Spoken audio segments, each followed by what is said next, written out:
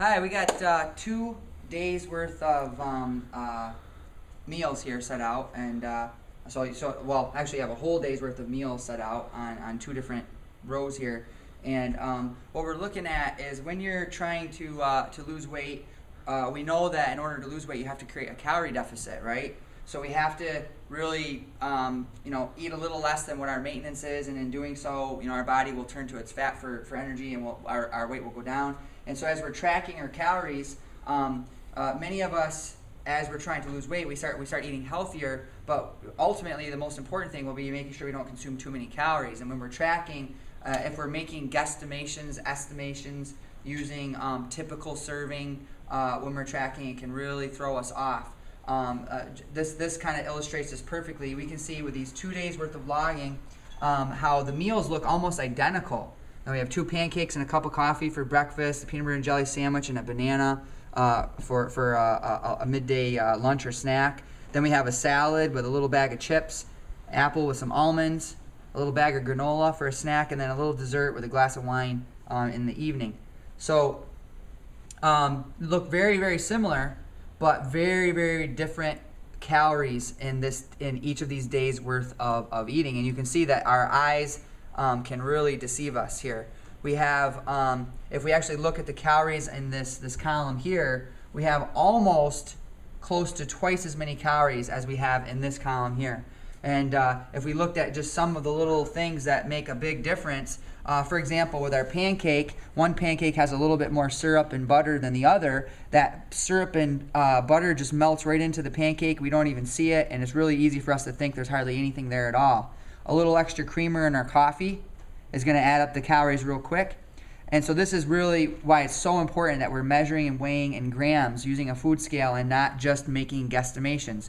A peanut butter and jelly sandwich. Someone will say, well, I had a peanut butter and jelly sandwich, a typical serving. Well, there's really no such thing as a typical peanut butter and jelly sandwich. If we look at the difference here at these 2 sandwiches, you see one is much thicker than the other. One has just a little bit more peanut butter on there. When we go ahead and weigh and measure these in grams, we'll see that this one has significantly more calories. Same thing goes for our salads. Oftentimes we'll see someone enter something like 1 tablespoon of dressing. Are they really putting 1 tablespoon of dressing, or are they just pouring it on and eyeballing it and saying, oh, I think I had about a tablespoon? When it's just a little bit more, we see that there's significantly more calories in there because of that, the fat that's in there and whatnot. And so that's going to make a big difference at the end of the day. Little serving of chips. All it takes is a few extra chips in the bag, and those calories jump up really quick. So you can see these bags look almost identical, but there's definitely a big difference there. Almonds. I can't tell you how many times I've heard people say, oh, I had a handful of nuts. And I think to myself, I'm like, well, there's a handful there, and here's a handful here. They're both a handful, but this little serving size here has way more calories than this one here.